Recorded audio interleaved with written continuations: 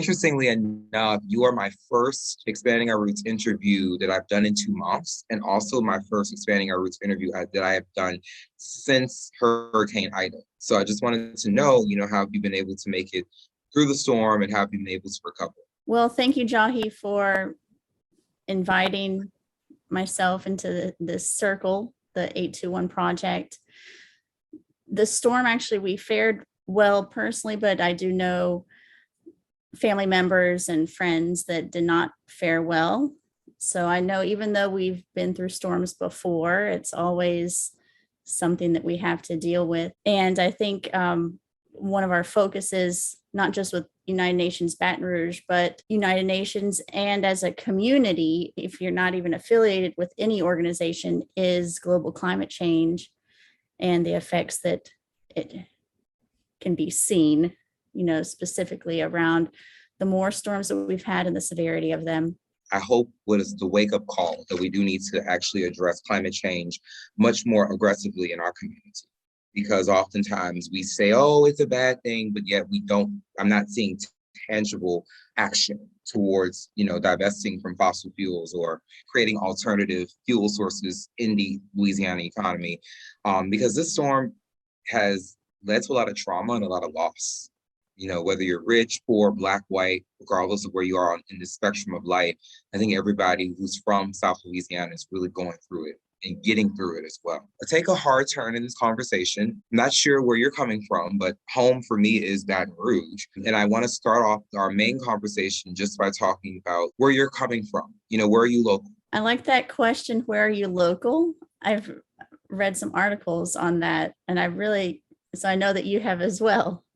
Where are you local? It's interesting because there's a wonderful article from Nat Geo, and it's entitled, We Are All Migrants, which the whole essence of that term, we are all migrants, is that even if you were born somewhere, that your ancestors were possibly generations back not born in the same exact city or the same exact state or country. And then if you move, that forms future generations as well, so that we all have stories. And I think that that's the essence of all of us, is that we have a story. I was born in Redlands, California, and moved when I was 5. My dad got a job at Southeastern Louisiana University in Hammond, and then moved to Baton Rouge for LSU. And I've stayed here ever since and got married and built a life here. And how would you describe your experience growing up in Baton Rouge? I've interviewed a lot of people for the Expanding Our Roots series from Baton Rouge or just from South Louisiana, and they all have different ways of talking about where being in Baton Rouge, growing up here in this region, and just becoming a person in this community. Being a person in this community, I think there is tension here, and not to say that there's any kind of tension other places or the variants of it. I know that every place has some tension, but traveling, I've been to 12 countries, and not in a way that is something I'm, really proud of, but just something that I feel like it's good to see outside of where we are living every day. That opens my eyes to, there's not that much racial tension, if you say, in other places. And so it's interesting. I'm not even sure how to fix anything, but it's just an awareness, I think, that is, there's, it just, you can feel the tension other than other places. It's not as thick of a tension. I definitely do want to get into your experiences with travel and your experiences with your education, because I had a chance to read about your education background as well. But to circle back to the main question I was asking, do you feel like you were able that traveling allowed for you to see Baton Rouge in a different way? Because I know I've lived in New Orleans, I've lived in Maryland, I've lived in New England for educational purposes, and coming back to Louisiana, I had both a greater appreciation for my community, but also a lot of constructive criticism as well after having gone to other places. Yes, I would like to mimic similar kind of experiences. And even if you don't spend a lot of time if you're just, let's say you travel for a weekend and it's only 3 days out of the country or to another state or another city. And then, and I don't know if it's just because you get kind of tired of everyday rituals, but I do feel it kind of similar in a way that when I come back, I'm like, I mean, there's some wonderful things about Baton Rouge, and our community is so rich and diverse. And that's the best thing about Baton Rouge, rather than any rural locations in Louisiana. I mean, if you go really rural out, you don't have people that have gone and been educated and stayed in Baton Rouge. And so we have to also look at the positive things, but definitely, I think, like, for example, more museums and more cultural outreach. And so that we're able to appreciate what Baton Rouge has to offer, I guess, is the reason why I have that feeling. Well, let's get into your travel and your education, because first of all, I want to know your journey becoming a doctor, because you're actually Dr. Amy Pan. So bachelor's was music education. I grew up playing viola. And then I met my husband in the orchestra at LSU, and he plays the bass and cello. So we formed a string quartet. It's called the Baton String Quartet. And we play weddings and events in the area, which is truly a lot of fun. I feel like it's not even work. Like, I could volunteer my time and I would be happy with that. Music kind of transcends other languages. It's just a lot of fun. I was interested in getting my master's in music because I wanted to be an orchestra musician. And it was really a big drive for me. But being an orchestra musician is very challenging. There's percentages out there that's something like 1% that graduate from music actually get a full-time, well-paid job in an orchestra. So when you think of 1%, you're thinking, oh, no, that's too small of a percentage. And so I went to ESL, which is my passion and my love. I love working with students that are learning English and acquiring English, and I get to learn something about them and their culture and their language. And so it was very easy just to choose that path.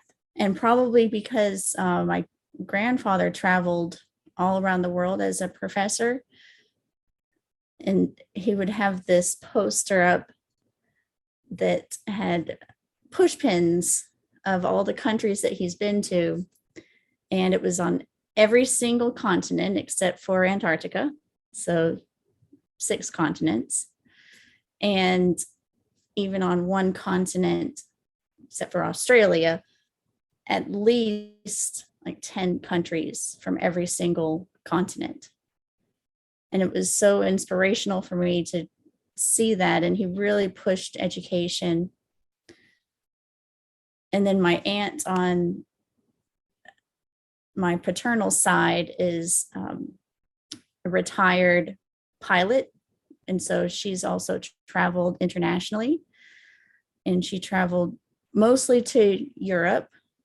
And then she retired after COVID. So I felt kind of like I have these inspirational viewpoints about the beauty of travel and be able to see other points of view and different cultures. And so that's just my whole trajectory. I played the viola when I was in middle school.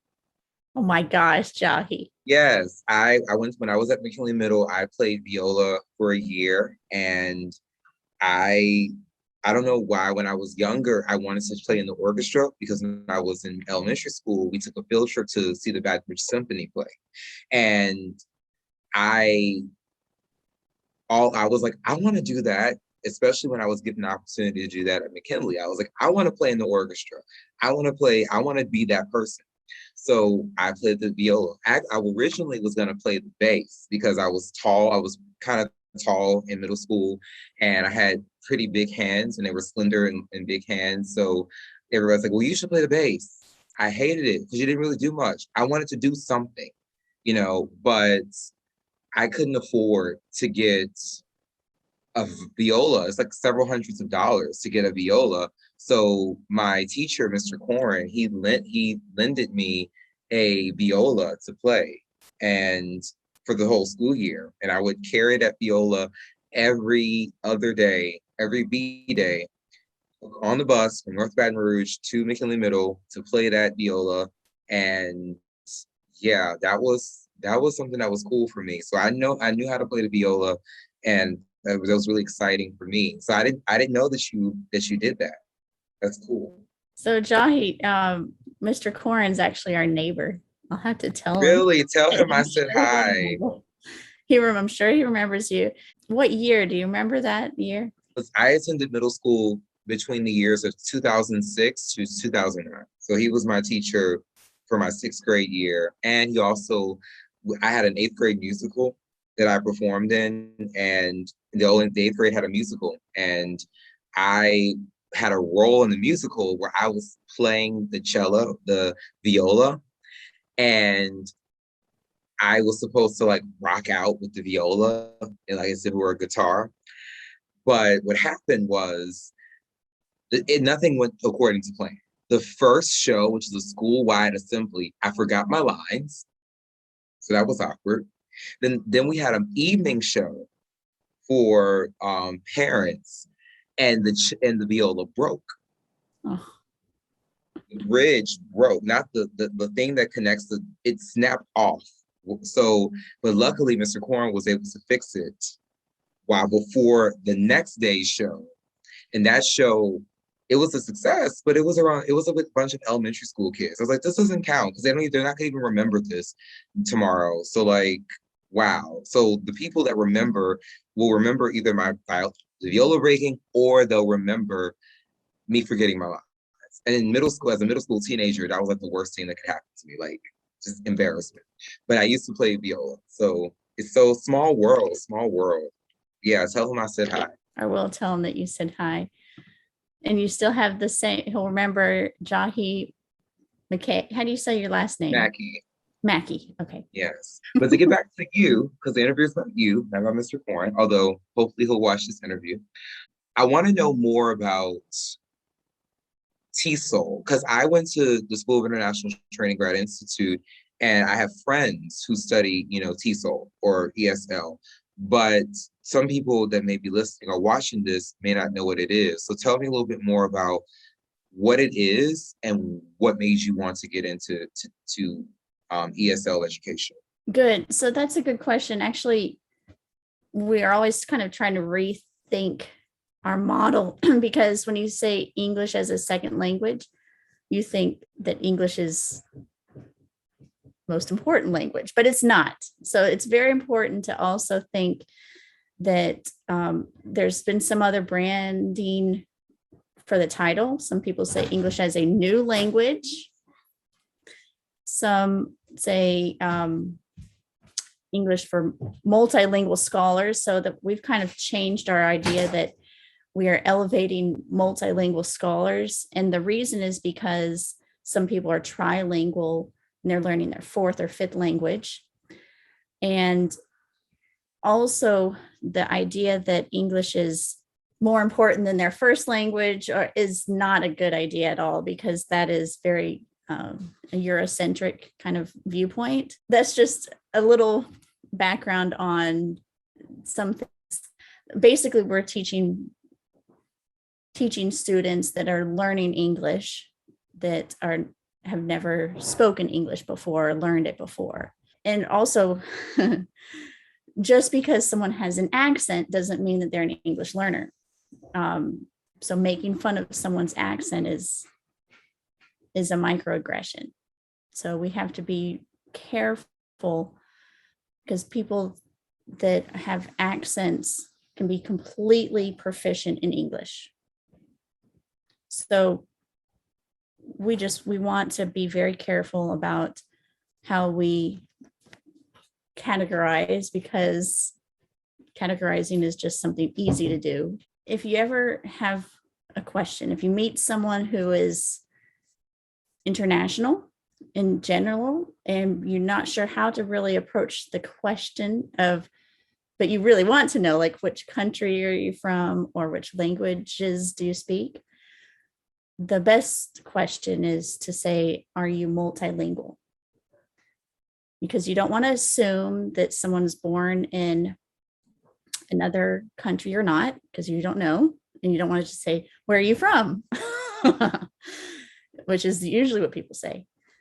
You don't want to say or look weird because they're speaking with an accent. But if you say, are you multilingual? You might learn that they speak 3 or 4 languages, and then they'll be more open to say, I was born in blank, another country, or my parents were born here in another country. I was born in the US.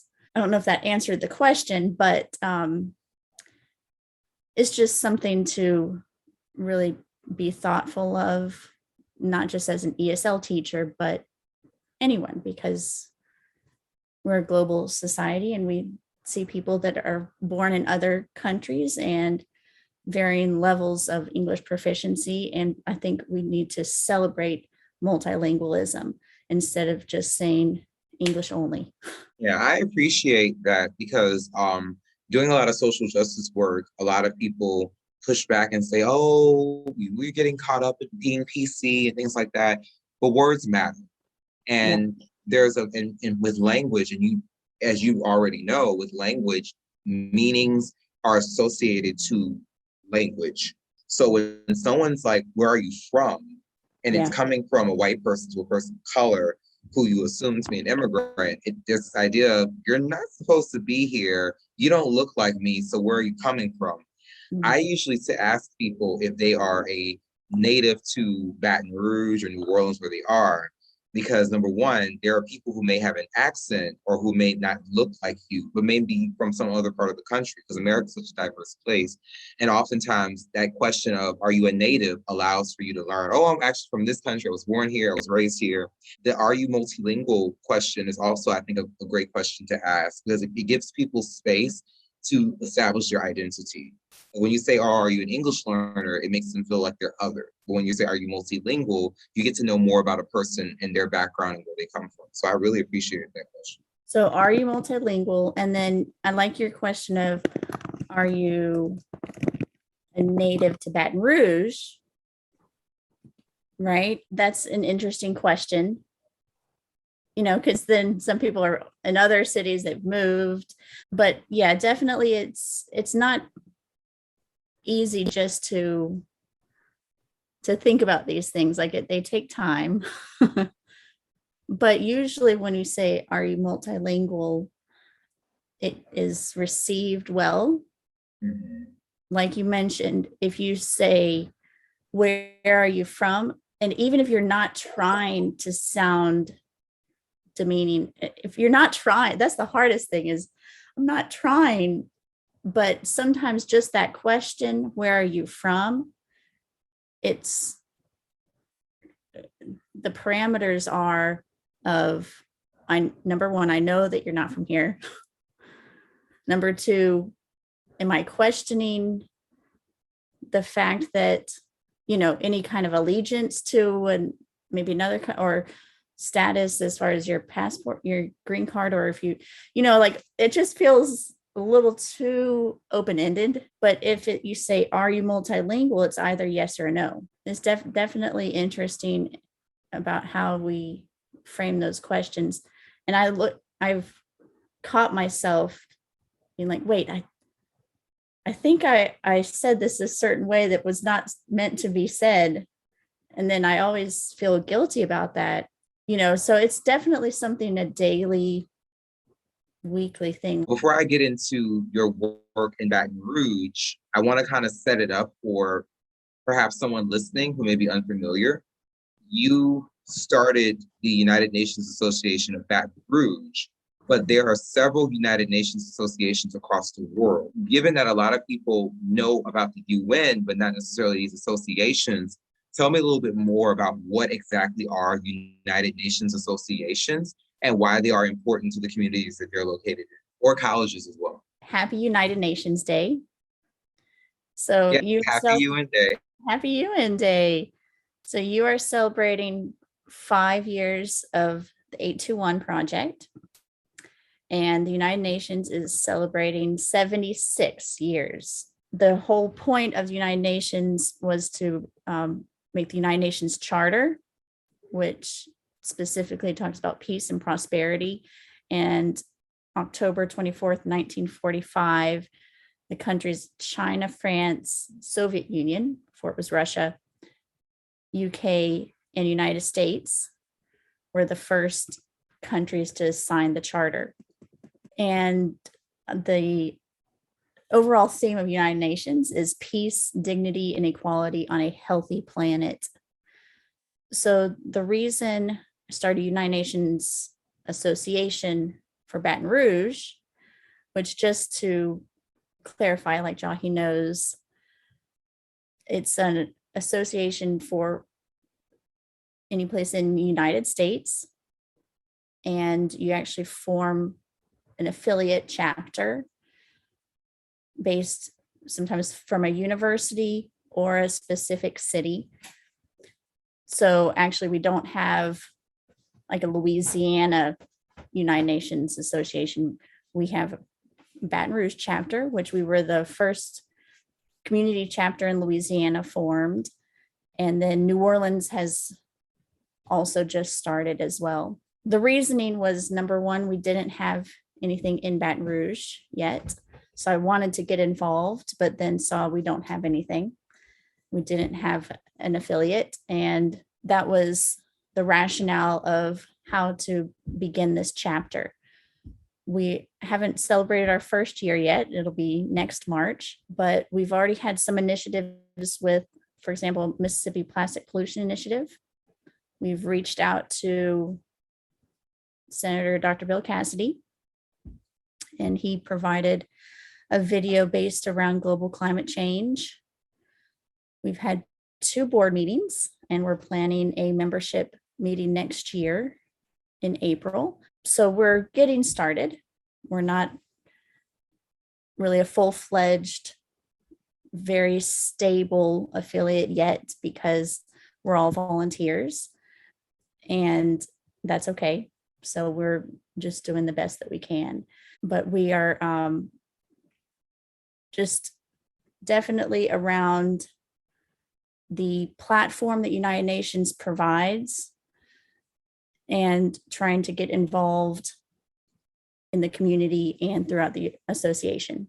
So you mentioned that you all are not an established, well, like fully kind of like cemented UN association just yet, although those things take time. But based on what you just told me, what would be an example of a United Nations association in the US that is firmly rooted? Like they've been doing this for years, they're active, based on what you know, what kind of activities would a UN association typically do? San Diego was the first chapter that was ever formed. So they formed right after United Nations Association was even built. So that was 75 years ago. So when you go to their website, they have events almost every month, and they usually have donors. So they'll have fundraising events, and then also live, mostly virtual now because of COVID, but a very strong board, lots of volunteers. And so that's something that we're looking forward to maybe in 10 years, but as far as putting events on, our goal is to have a membership meeting once a year and then do something for United Nations Day. And so those are 2 requirements that the association just asks of our group. And we are a nonprofit organization. So any membership fees, people have to sign up to be a member. And other than that, we are building our association. I would like to say that on the record that I learned something new today. I did not know that there was a United Nations Association that was older than 2 decades. I thought they were recent things. And I've learned today that they're not recent things, that they're not, people are not new to this or true to this. And the United Nations Association of San Diego is it's pretty old, but Yep. also pretty established. So I learned something new that's cool. And I also know that there are a lot of United Nations associations across the country. In fact, I know there's one in Chicago, there's one in New York, there's one in Atlanta. There are collegiate United Nations associations. There are United Nations associations abroad, like in England and all these other places. So I think that it's really amazing how much of a presence these UNAs have and how many of them have been doing work like for decades in their community. I know for you, on the other hand, you just started your UNA and you started this chapter, which is the only chapter in Louisiana. By the way, it is the only chapter in Louisiana. Not even New Orleans has had a UNA. But also, doing anything is always difficult. Like it's even if it's connected to something that's much more established. Everybody knows the UN, but each UNA chapter may not have an equal presence in the community. So what has the journey been like for developing the UNA here in Baton Rouge and also, trying to kind of build a presence in the community? What has that journey been like for you? The journey has been something powerful. I mean, definitely we've been able to say United Nations, and right when you say that, people go, oh, okay. It's something that everybody knows what the United Nations stands for. And there's also parts of United Nations that deal with refugees. There's parts that deal just with education. There's parts that just deal with children. So UNICEF and then the refugee program. So for example, some people will actually call and they are distressed and they need help. So we had some call from after the Cuban crisis and wanted help from the United Nations. We had someone who was being trafficked and called and wanted help from the United Nations. And so outside of programming and talking about SDGs and all 195 countries, those kind of calls I feel are important to validate because people are trying to find something they don't want someone to hang up on them. The most powerful thing is that people just want to feel heard. For those two incidents, I felt I could not adequately solve their problems. I couldn't solve the issue in Cuba that was going on where people were starving. And then I couldn't solve the issue with trafficking victims. And so it's an interesting seat to sit in because if I hadn't started this, I wouldn't have never gotten those calls, and I listened to their stories and I knew I can't solve the problem. Even though I wish I could, I can't, but I reached out to our association leaders in DC and I said, is there any way we could help them maybe connect? They just want to be able to talk about the struggle. And so I was able to make a connection with the leaders in DC, and then they said contact representatives. But as you know, a systematic, I guess in some ways, oppression of trafficking and then issues in Cuba are systematic, and it's very hard to just change things. But I'm there to listen. So I just wanted to say, I think that's what anyone wants in their life, is just to feel that they're listened to. So that's a platform that United Nations has granted the community as well. It is an organization that, as you just said, is known like universally because of the fact that it has so many departments and so many different wings of the UN that focus on a variety of issues, from refugees to the environment to development. So there's room for everybody. But I feel like the biggest issue, and I'm gonna ask not some tough questions of you personally, but just in general, I think one of the big issues about the UN that a lot of people often see is that it feels like there's this false binary, right? It's kind of like local versus global. And so a lot of times, growing up, being someone who was interested in international affairs, being someone who was interested in these kind of things, I always felt like the issues in my community were often sidelined because they weren't considered to be global issues. So, for example, gun violence is an issue that takes place in a variety of countries in the Americas, but yet gun violence is not connected. The gun violence that takes place in American cities isn't connected to gun violence that may be taking place in Caribbean or Latin American countries, or climate change issues in Cancer Alley down the road in the river parishes is not connected with pollution in India or other places. So it creates this false binary and this lack of opportunity for mutual understanding.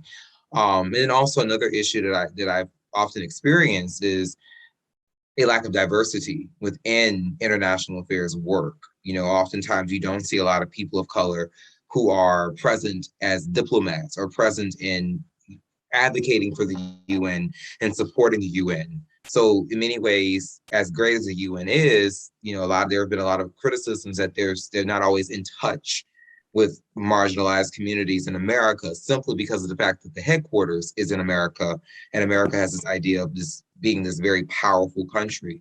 So the question I want to ask of you specifically is, how do you as an organization seek to try and bridge that divide between this local versus this global? So that way people don't look at the UN and say, well, I don't really care about what's going on in that country. So why should I care about what the UN is doing? How do you get people to understand that what's going on across the ocean is very much connected, even if it's different, to what is happening across the street or across town? That's a good question. And Jahi, I appreciate your vulnerability. Sometimes it's not easy just to be vulnerable and say, these are issues here. Whenever I first looked into how to start an affiliate, the executive director, Rachel Pittman, called and, kind of going through the procedures on how to start an affiliate, but said that just to let you know, usually people in America feel like the United Nations is not for America, that it's for other countries. And so actually the association kind of understands that mindset that we as Americans don't, sometimes there's a disconnect. Maybe we don't think that we are part of the United Nations, or we think that United Nations is just there to serve other countries, and talking about maybe countries that are in more desperate need than the United States.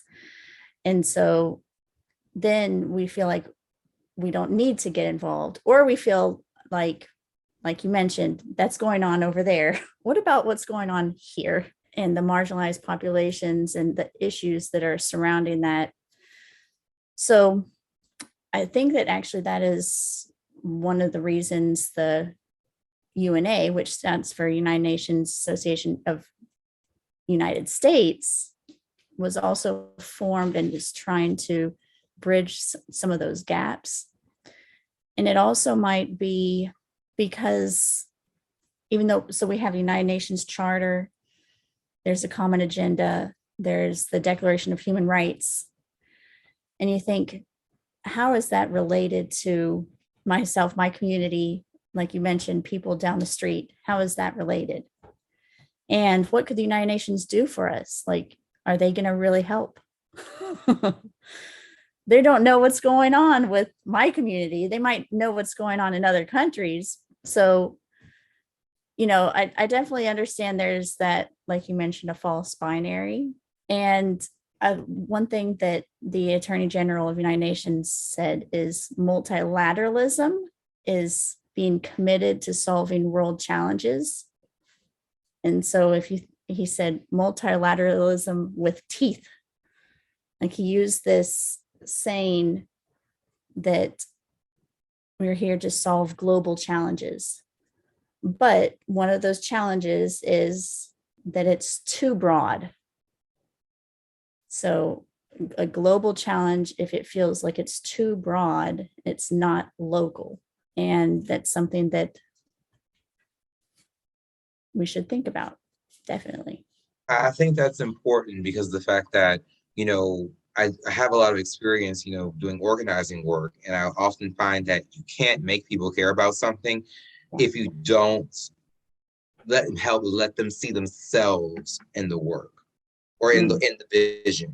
And what I often found, the UNA existed long before 821 was even thought of, but 821 has been in existence for 5 years. And personally speaking, with my journey, I've often had to work hard. And people that have, supported me have said, make sure that you're letting people hear, connect that global thing to Louisiana, connect that global thing to Baton Rouge. Because there are going to be some people who may be interested in what's going on in the world, but when you are talking at them about what's going on in this country or that country, they disconnect, not realizing that there's like a shared humanity that we all experience. But I also feel like that also is because of the lack of diversity within this kind of work, because you, again, don't see a lot of people of color doing this kind of work, not because of a lack of interest, but because there's a lack of investment. I'm just thinking about the fact that when I was at the University of New Orleans, when I started in 2012, I was one of very few African Americans in the international studies degree. And there were like other people of color, but their background was rooted in like their family were immigrants or their family were, so naturally they were inclined to that.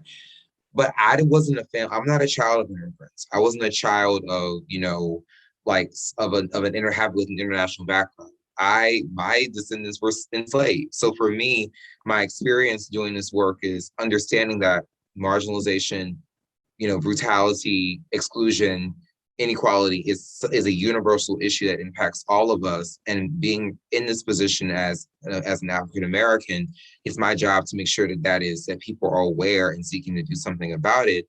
But oftentimes when I've been in international education spaces and global citizenship education spaces, everybody is white and middle class. There are very few working class people who, for example, study abroad and travel. Very few people of color who pursue the foreign service specifically, which is why I feel like it's important that is spoken about very much. And to their credit, the UN has been very outspoken about issues that impact Americans. For example, after the unrest last year with George Floyd's murder, a lot of the UN was very vocal about talking about racism as a global problem and institutional racism, and also released a report that slammed the United States for centuries of institutional racism, which was something that was not overlooked in many communities and was almost like a kind of a sign that the UN was not existing just for the developing world, but also for the world as a whole. You have thought a lot about this, and I know that this is your life. Like you said, see yourself in the work. And so you're trying to understand why are people that identify as, in this group, why are they not in the work that I want to be in? And so I think that because you are there, it will help other people that identify as a certain group to also pave the way forward. So you're exactly right. I think that that's something to be said. And it's interesting. And I wonder why, I wonder if there's research around that and the reason why maybe there's not as diverse people that are signing up for those kind of degree programs as well. I think it's connected to institutional racism because I've been very fortunate to do conference presentations on like the lack of diversity in global citizenship education opportunities like study abroad and citizenship diplomacy and things like that. It comes from, number one, the fact that a lot of these opportunities are rooted in travel. And in order to travel internationally, you have to have disposable income. And there are income gaps with it that are racial, that are very distinct for each racial group. And since we can, and if you can talk about, and since we talk a lot about income disparities between Black families and white families and Asian families, that is also connected to why people don't travel. And also on top of that, poverty, income inequality, that is traumatizing because it's isolating. And most people who are seeking to survive are not worried about what's going on in other parts of the world. They're trying to survive. So the idea of, okay, well, we need to study another language or do this or do that, oftentimes people of color, not saying every person of color is poor, but many working class folks are trying to survive. So this idea of caring about the abstract isn't useful when in front of you, you're trying to pay your bills, keep the lights on, keep a roof over your head, put food on the table. And then the other issue is just the fact that historically speaking, people of color have been excluded. I mean, the first study abroad group consisted of white men who were able to travel. Black people weren't able to do that when study abroad was first created.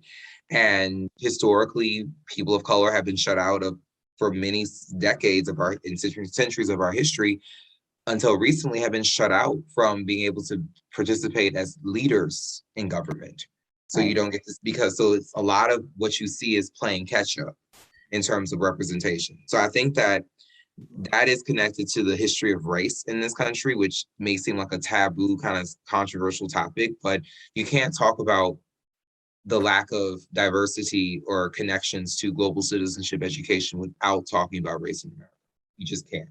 I want to ask a question that connects back to you and your work, because we're talking more about abstract things, but I want to talk more about the fact that the UNAVR is the only one in Louisiana, but it is not the only organization that does global citizenship education in Louisiana specifically. And nor is it the only organization that promotes international issues as well. So in many ways, the UNA is occupying what I think would be a fairly unique space in a conversation that is kind of already ongoing. So what can the UNAVR, add on to the work that's being done in the community, and also contrast, maybe offer something different, offer something that other organizations may not be offering? I have a new board member. Her name is Laura Dean, and she's the director of international programs at LSU. And she's going to kind of let United Nations Baton Rouge have tables at some events. So we'd like to start there and then also be able to branch out to other organizations. So I know that there's the International Committee for the Mayor's Office, and there's other grassroots organizations that Jahi has worked, not just 821, but I know that those people. So I think we're going to start there, just making connections with like-minded organizations that are already in place, and then kind of branch out from there. But so for example, LSU is having a fusion, so International Fusion Day, and then there's International Education Week, the last week of November before Thanksgiving holiday. So we're just looking into organizations that do similar work so that we can work together. As far as bringing something different, we definitely have, for example, we had the executive director do a video for us that's on our YouTube channel and spoke about United Nations Day. Also on our YouTube channel, we have Linda Thomas Greenfield, which is the ambassador to the United Nations for United States. And she did a video for all UNA members. We have a monthly newsletter that's going to go out, and we're going to feature an SDG every single month. And we'd like to have members get involved if they'd like to write something about an SDG. So SDG 1, which will come out in November, is no poverty. And like you mentioned, those systematic oppressive regimes, I think poverty is one of those regimes, and it's very challenging to get out of that poverty mindset. And it's hard for me to know what it's like, because in all honesty, I don't know what it's like to be impoverished. And I want to help, but then sometimes it's hard to really know how to stop like intergenerational systems of poverty, like that happen to the next generation, and how do we get out of poverty? I mean, as an educator, I would say education, and just work very, very hard studying. But that's easier said than done as well, because to just tell my students education is the most important thing. You have to work as hard as you can on your education so that you can graduate and get a better job and look forward to being the first person to graduate in your family. And I try to instill that self-efficacy, that I believe in them, but I still know that even though I'm one teacher saying that, I can't change as much as I wish I could. I just can't change that. It feels kind of like feels like a train that is trying to stop, and it's really, really trying to stop, and it takes a long time to stop that train. And I feel like by 2030, which is the United Nations goal of having zero poverty by 2030, which is only 9 years away, it feels very much like that train. Like, how are we going to stop poverty in 9 years across the globe? It just seems impossible. But at least there's a goal there, and people are trying to do something. And I think that what you're saying is very important, that, if you don't have a goal to work towards and you're not focused. And I think that collaboration is very important, because there are a lot of organizations that coincidentally are achieving the sustainable development goals without being connected to the UN. Like, there are plenty of anti-poverty organizations, environmental organizations, anti-gun violence groups. They may not be, UN, certified, but they are organizations that are solving global problems. So I think that collaboration will be very important, because, there are a lot of people who are not new to this. They're true to this. So, and on that note of, Ambassador Greenfield, I think it's important to note that she is a Louisiana native, and she's from Baker. So she's from Baton Rouge. And I think that's important to note, because, number one, she is a Black woman, and also she's a Louisiana native, which means that makes your organization even more significant, that the UNABR is in the home community of the UN ambassador for the US, Linda Thomas Greenfield. So with that being in mind, how will you ensure that the UNABR will be, locally rooted, while also encouraging people to maybe think outside of the 64 parishes, or even just the one parish that they reside in, which is EBR, and to kind of be more globally minded, be more empathetic to other global issues that are considered to be international issues, and also to kind of make those connections between the local and the global? How will you do that? Well, I think it all starts with a mindset. So our actions are always results of where our mind is. So I'm here to listen to you and our community. Our board is structured in a way where we serve 1-year terms. So this time next year, usually if our vice president is healthy and we all kind of agree, we all vote, the vice president becomes the president. So this time next year, I'll become the treasurer, and then just stay as a treasurer. And then people on our board will rotate in 1-year terms as a president for 1 year. And then We'd like to get more members, people that are interested to serve on a board, which takes time and energy, but they're very passionate people. Our goal is to amplify those voices. And the first way to do that is to get people together and in a very relaxed environment. So, for example, our membership meeting, we're going to have games and food and get to know everybody. And we have a large range of people in our membership group. And this will be our first membership meeting, and it is scheduled for April 2nd, which is exciting. So I'm here to listen. Like you mentioned, how can we get involved? The Mississippi River Plastic Pollution Initiative is definitely something big and dear to our heart. And they want us to collect data on plastic pollution that is in Baton Rouge. So there's an app and there's a whole initiative that the mayor has gone around.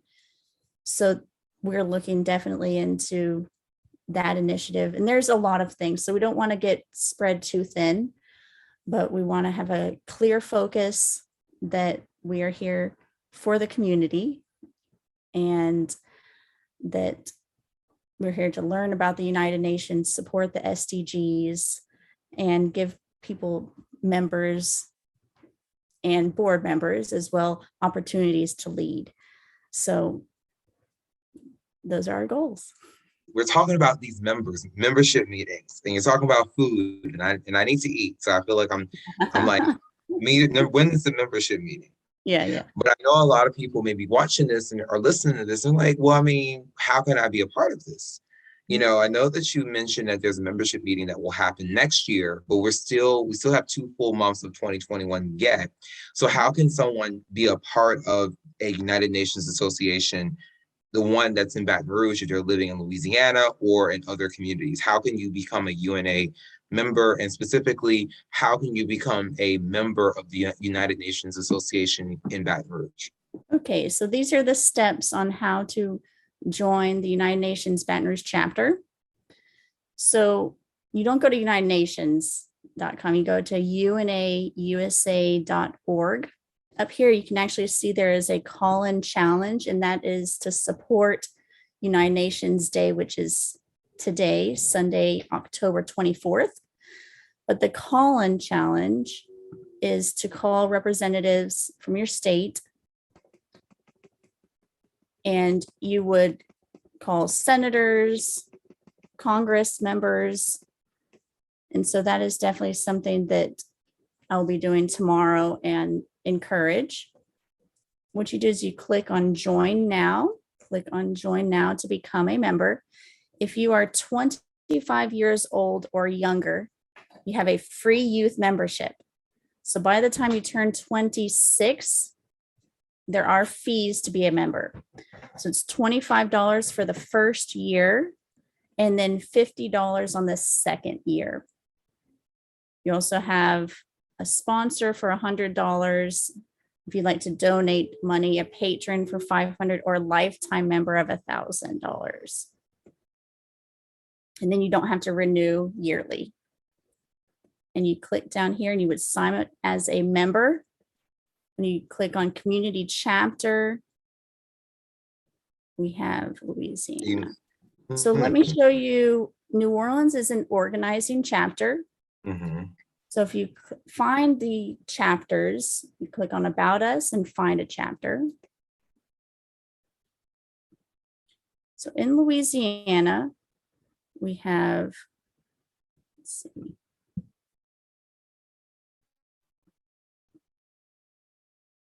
Okay. Not sure about the one in Shreveport. Sometimes they're affiliated with a university. And so if they're not very active, they might not be showing up. So this is the Baton Rouge chapter. When you click on New Orleans, they're organizing. So what that means is that you have to have 25 members, either pay or sign up as a youth group, have a complete board, have a bank account. Like there's these steps to become an actual chapter. So organizing is, they actually give 3 months to be an organizing group. but please feel free to reach out and hear from Yvette Blackwell about the organizing group. And then UNO. So UNO has a chapter, and sometimes it's sponsored by a professor, and then they have students. So if you click on here, there's one, and actually this is probably just their Model United Nations Club. Yeah, it is there because I was it's gonna probably be their Model United Nations Club. I was a member of that. So if you actually go to the Facebook page, you may be able to see us. Oh my goodness, Jahi. Yes. Yeah. This is great. Yeah, 2014. Yeah. That was my group. And I'd definitely like to reach out to our fellow affiliates and learn about what they're doing in their organization, because we don't have a Model UN yet. I mean, that's our 5-year plan, but we need people that already know what Model UN. So we have social media. Our recent posts are about our 76th birthday. To sign up to view the United Nations Zoom, which is actually tomorrow, Monday, October 25th, 2:30 Central. Let me show you the link if you're interested. It's also on our Twitter. Okay, so you can actually register for tomorrow for 2:30's Zoom link. And this is where Linda Thomas Greenfield is going to speak. Hello, everyone, and happy UN Day. 76 years ago today, the United States, joined by the United Kingdom, France, Russia, and China, ratified the United Nations Charter along with a majority of other signatories. We were determined to, as the UN Charter's opening words stated, save succeeding generations from the scourge of war, reaffirm faith in fundamental human rights, and live together in peace as good neighbors. This was a charter UNA-USA helped create and ratify. Since then, there have been fewer large-scale conflicts than at any point in history. We have prevented nuclear war, enshrined human rights protections, provided life-saving humanitarian aid, and worked to improve the lives of people around the world. Through all of it, UNA USA was there. Now, with more than 20,000 members and 200 chapters, you continue to promote and protect the value of our diplomacy at the United Nations and help further our goals of advancing peace, prosperity, and security. Today, on UN Day, we pause to celebrate our collective achievements and consider how we can shape the UN to be a better version of itself. We must prepare ourselves to face some of the starkest challenges in UN history, from ending COVID-19 to combating climate change. I know UNA USA will be there, as you have before, to educate, inspire, and advocate. Please know that your unending support matters. We're counting on it as much now as ever. Thank you for everything you do. So for those of you who may not have been able to watch the video, Amy shared a link to the UNA or Association of the United States for people to actually go find their chapter and pay their dues right away to become a member of the chapters in their communities. Louisiana has a active Baton Rouge chapter. In New Orleans, there's an organizing group, and UNO has a Model UN team. So there's been a presence in the community, but BR is the only active chapter in the state of Louisiana. And also a clip of Ambassador Linda Thomas Greenfield's speech to dedicate United Nations Day was also played, for those of you who did not see the actual video, played as well. So yeah, I would let Ambassador Greenfield's words be the last word, but I'm not interviewing her. Hopefully I will someday. I'm interviewing you. So I want to make sure that you have a chance to close this interview with anything that you'd like to say or expand on that you didn't get a chance to express over the course of this interview? Because I don't want you to leave with thinking, man, I should have talked about this. Man, I should have talked about that. Well, thank you, Jahi, for this interview. And I've learned a lot from you as well. So our slogan is elevating global citizenship in Baton Rouge. We also highlight the United Nations slogan, which is peace, dignity, and equality on a healthy planet. And we are here to listen. So we are here to understand what the United Nations can bring to our community, to educate our community. And so we are hoping this time next year, which we'll have a happy 77th birthday of the United Nations, that things are brighter in some way. Maybe poverty is lessened in the area. Maybe people are happier. Maybe more people are vaccinated, and so COVID has been close to eradicated, which is a pipe dream, maybe. But those are our goals, and we're working towards those. So thank you so much, Jahi.